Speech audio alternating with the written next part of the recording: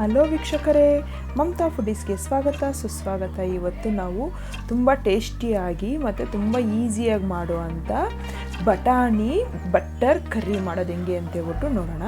ಇದು ತುಂಬ ಟೇಸ್ಟಿಯಾಗಿರುತ್ತೆ. ಇದು ಚಪಾತಿಗೆ, ರೋಟಿಗೆ, ದೋಸೆಗೆ, ಇಡ್ಲಿಗೆ ಒಳ್ಳೆ ಟೇಸ್ಟಿ ಕೊಡೋವಂಥ ಕರ್ರಿ. ಇದು ತುಂಬ ಈಸಿ, ಜಾಸ್ತಿ ಇಂಗ್ರೀಡಿಯೆಂಟ್ಸ್ ಏನು ಬೇಡ. ಇದಕ್ಕೆ ಬಟಾಣಿ ಒಂದಿದ್ರೆ ಸಾಕು.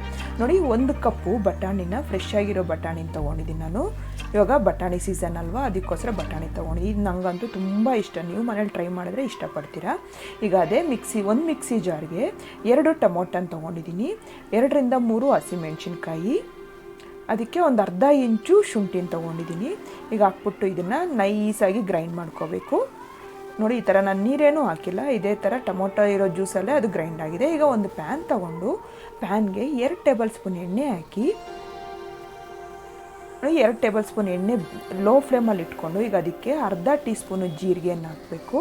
ಅದಕ್ಕೆ 1/4 ಟೀ ಸ್ಪೂನು ಅರಿಶಿನ, 1 ಟೀ ಸ್ಪೂನು ಧನಿಯಾ ಪುಡಿ ಹಾಕಬೇಕು. ಈ ಥರ ಹಾಕೋದ್ರಿಂದ, ಧನಿಯಾ ಪುಡಿ ಫಸ್ಟೇ ಹಾಕೋದ್ರಿಂದ ಕರ್ರಿಗೆ ಒಳ್ಳೆ ಟೇಸ್ಟ್ ಕೊಡುತ್ತೆ. ಅದಕ್ಕೋಸ್ಕರ ಸ್ಟಾರ್ಟಿಂಗಲ್ಲಿ ಹಾಕ್ಕೋಬೇಕು. ಇದನ್ನೊಂದು ಸ್ವಲ್ಪ ಅರೋಮೆಟಿಕ್ ಬರೋವರೆಗೂ ನಾವು ಫ್ರೈ ಮಾಡ್ಕೋಬೇಕು. ಇವಾಗ ಈ ಥರ ನೋಡಿ, ಈ ಥರ ಎಲ್ಲ ಫ್ರೈ ಆದಮೇಲೆ ಅದಕ್ಕೆ ನಾವು ಗ್ರೈಂಡ್ ಮಾಡ್ಕೊಂಡಿದ್ದೀವಲ್ವ ಟೊಮೊಟೊ ಪೇಸ್ಟು, ಅದನ್ನು ಹಾಕ್ಕೋಬೇಕು. ಹಾಕ್ಬಿಟ್ಟು ಎಲ್ಲ ಒಳ್ಳೆ ಮಿಕ್ಸ್ ಕೊಟ್ಬಿಟ್ಟು ಅದು ಟೊಮೊಟೊನ್ನ ಚೆನ್ನಾಗಿ, ಅಂದರೆ ಆಯಿಲು ಮೇಲೆ ಬರೋವರೆಗೂ ನಾವು ಫ್ರೈ ಮಾಡ್ಕೋಬೇಕು. ಆಯಿಲ್ ಮೇಲೆ ಬಂದರೆ ಅದು ಟೊಮೊಟೊ ಪ್ಯೂರಿ ಚೆನ್ನಾಗಾಗಿದೆ ಅಂತ ಹೇಳ್ಬಿಟ್ಟು. ನೋಡಿ, ಆಯಿಲೆಲ್ಲ ಬಿಟ್ಕೊತಾ ಇದೆಯಲ್ಲ, ನೋಡಿ ಈ ಥರ ಆಯಿಲೆಲ್ಲ ಬಿಟ್ಕೊಂಡ್ಮೇಲೆ ಅದು ಟೊಮೊಟೊ ಪ್ಯೂರಿ ಚೆನ್ನಾಗಿ ಬೆಂದಿದೆ ಅಂತ ಹೇಳ್ಬಿಟ್ಟು ಈಗ ಅದಕ್ಕೆ ನಾವು ವಾಶ್ ಮಾಡಿರೋವಂಥ ಹಸಿ ಬಟಾಣಿನ ಹಾಕ್ತಾಯಿದ್ದೀನಿ. ನೀವು ಒಣಗಿರೋ ಬಟಾಣಿ ಯೂಸ್ ಮಾಡೋದಾದರೆ ಕುಕ್ಕರಲ್ಲಿ 1 ವಿಜಿಲ್ 2 ವಿಜಿಲ್ ಹಾಕ್ಸ್ಕೊಂಡ್ಬಿಟ್ಟು ಯೂಸ್ ಮಾಡಿಕೊಂಡ್ರೆ ತುಂಬ ಚೆನ್ನಾಗಿರುತ್ತೆ. ನೋಡಿ, ಇದೆಲ್ಲ ಹಾಕ್ಬಿಟ್ಟು ಸ್ವಲ್ಪ ಹಂಗೆ ಫ್ರೈ ಮಾಡ್ಕೋಬೇಕು. ಈಗ ಅದಕ್ಕೆ ಅರ್ಧ ಟೀ ಸ್ಪೂನು ಅಚ್ಚ ಖಾರದ ಪುಡಿ ಹಾಕ್ತಾಯಿದ್ದೀನಿ ನಾನು. ಹಾಕ್ಬಿಟ್ಟು ನೀವು ಟೇಸ್ಟಿಗೆ ಇನ್ನೂ ಸ್ಪೈಸಿಯಾಗಿ ಬೇಕು ಅನ್ನೋದು ಇನ್ನೂ ಸ್ವಲ್ಪ ಖಾರ ಜಾಸ್ತಿ ಹಾಕ್ಕೊಳ್ಳಿ, ಇಲ್ಲ ಖಾರ ಕಮ್ಮಿ ಬೇಕು ಅನ್ನೋರು ಖಾರ ಕಮ್ಮಿ ಮಾಡ್ಕೊಳ್ಳಿ. ಈಗ ನೋಡಿ, ಆಯಿಲೆಲ್ಲ ಮೇಲೆ ಬಂದಮೇಲೆ ಲಿಡ್ ಕ್ಲೋಸ್ ಮಾಡಿ ಇದನ್ನು ಒಂದು 5 ನಿಮಿಷ ಮೀಡಿಯಮ್ ಫ್ಲೇಮಲ್ಲಿ ಇಟ್ಕೊಂಡು ಫ್ರೈ ಮಾಡ್ಕೋಬೇಕು. ನೋಡಿ, ಇದು ಬಟಾಣಿ ಎಲ್ಲ ಚೆನ್ನಾಗಿ ಬೆಂದಾಗಿದೆ, ಅರೋಮೆಟಿಕ್ ಆಗಿ ಎಷ್ಟು ಚೆನ್ನಾಗಾಗಿದೆ ಅಂತ ಹೇಳ್ಬಿಟ್ಟು.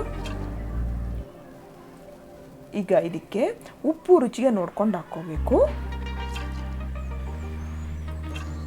ಅರ್ಧ ಟೀ ಸ್ಪೂನು ಗರಂ ಮಸಾಲ ಹಾಕ್ತಾಯಿದ್ದೀನಿ ನಾನು. ಈ ಥರ ಗರಂ ಮಸಾಲ ಹಾಕೋದ್ರಿಂದ ಅರೋಮೆಟಿಕ್ ಆಗಿ ತುಂಬ ಟೇಸ್ಟಿ ಕೊಡುತ್ತೆ.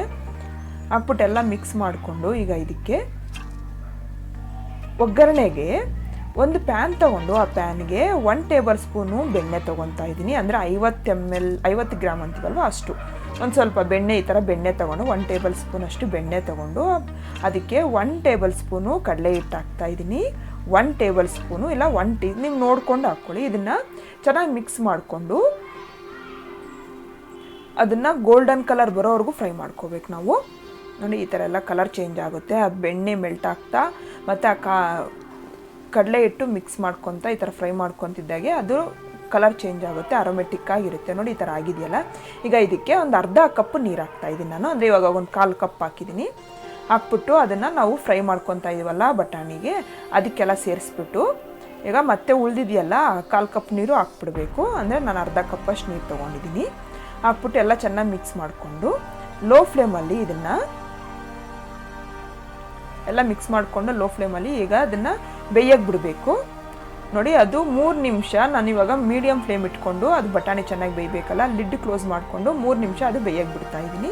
ಈಗ ಅದಕ್ಕೆ ಒಂದು ಸ್ವಲ್ಪ ಕೊತ್ತಂಬರಿ ಸೊಪ್ಪು ಹಾಕ್ಬಿಟ್ಟು ಚೆನ್ನಾಗಿ ಮಿಕ್ಸ್ ಮಾಡ್ಕೋಬೇಕು.